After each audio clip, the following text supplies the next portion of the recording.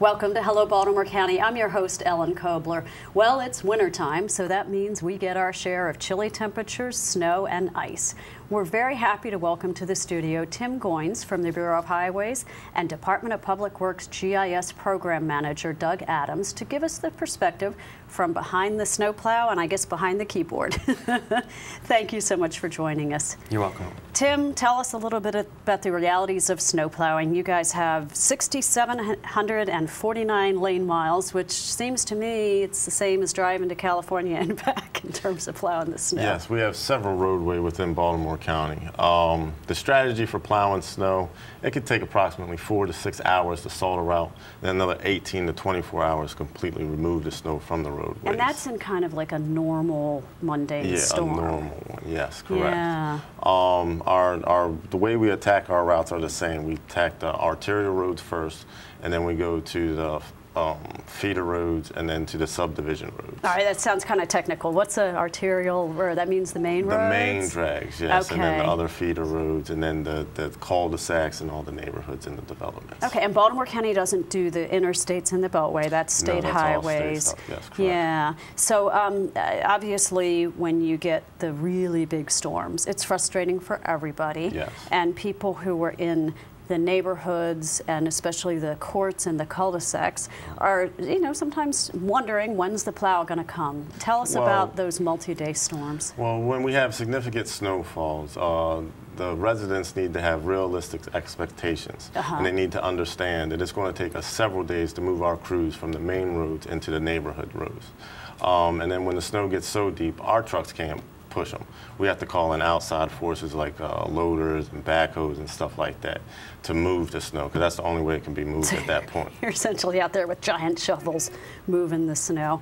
You mentioned the main roads versus the smaller roads. I guess it kind of makes sense if you somehow were to clear the neighborhood streets and then they get to the main road and it's not passable, then that doesn't make sense for anybody or public safety. All right, so this year, Doug, you and your folks have developed a new website for the county called Stormfighter. Will you tell us about that? Certainly. What we've done is we've created an application suite that probably most important for this conversation is we've got an external application that is available to folks on the county website called Storm Incident Reporting. We've actually set it up to work for other storms, not just simply snow. It has the ability to tell us about things that are going on during flooding events and wind events, kind of like what we had with the derecho years ago when all the trees came down. That information, it gets reported into a single database, so all of the county resources are working off that one database that are responding to a storm event. And then we have the ability to map those incidents and see where they are, but probably most importantly is get that information out to the highway shops and the folks that are doing the work to clear the issues. Okay, so for somebody who, for example, is kind of stuck in their house for the third day and they're kind of wondering, do they know that I haven't been plowed? I mean, you kind of know what's been plowed, but if somebody has a particular issue that they feel like they need to let the county know, instead of calling the Department of Public Works on the phone and like last year with that huge 3-foot-plus storm, people were on the phone a long time. The phone system couldn't handle it. So you've also, so you're encouraging them to go online, but you've also upgraded the phone system a little bit? Yeah, the call center now is something that we can access from any location. People can actually, the folks that would staff the storm desk can log in from home. It gives them the ability to log calls that are coming into the call center. But we're really encouraging folks to use this new application because it's accessible on smartphones. You can look at it on tablets and use it on tablets or your computer at your house. I guess I'd want to liken the ability to for us to respond is kind of like when you call the BGE outage line. Nobody actually calls you and tells you that your power's back on because you know it is on. So, we encourage people to let us know that their road hasn't been plowed after a suitable length of time after the storm. So not when the snow's still coming down and it's accumulating 2 feet. Like when is it helpful for somebody to report that their street hasn't been plowed, or what other issues should they let you know about? Like a few days later, if there's icy conditions, road safety, public safety is always our #1 priority. But we have 164 designated routes throughout Baltimore County. Each route has 50 to 60 roads per route, and we attack them systematically. So we know what roads have been hit and what roads have not been hit. So you haven't forgotten somebody. No, it's just that you're still trying to fight the snow drifts and et cetera. And it takes time.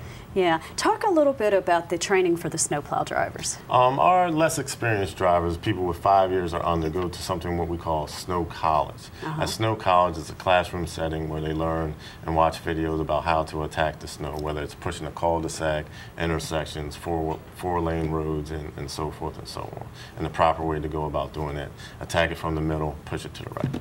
Okay, and when somebody shovels their driveway, of course, it's very upsetting when the plow then comes through later and pushes the snow back on. Any advice for that? Well, I guess if you're coming out of your house and you're shoveling your driveway, you're going to put some snow out there, push it to the right, so that way when we're going, it's just going to keep moving down the road. Okay, or even just into your yard, and not back into the street, right? Please, not back into the street. All right, and also I understand that you've increased the salt supplies that are on hand. Yes, we have 91,600 tons of salt right now at 17 different locations throughout Baltimore County. We just added 2 more salt domes that hold potentially 20,000 tons apiece. Okay, so if we get a really bad winter and we're really using up the salt, we'll be very well positioned. Doug, many of the main thoroughfares in the county, as we said, are state roads, not just the interstates, but a lot of the numbered streets. Your Stormfighter app now includes live camera feeds from state highways? Yes, the Stormfighter app that's available from the county website, you can get to the Maryland State Highway traffic feeds, the cameras and stuff like that, so that you can see what's going on. But the application itself allows us to not necessarily discount, but we know which roads in the internal application, which roads are state roads, which ones are county roads, so we know which information to provide back to the highway shops. Okay. All right, very good. Well, it sounds like a good partnership, kind of the low-tech snow plowing and the high-tech communications. Yes. So thank you both very much, and you and all your folks be safe out there. Thank you. All right, thank you. Thank you. And thanks for watching Hello Baltimore County. And remember, you can connect with Baltimore County government on Facebook and Twitter. We'll see you next time.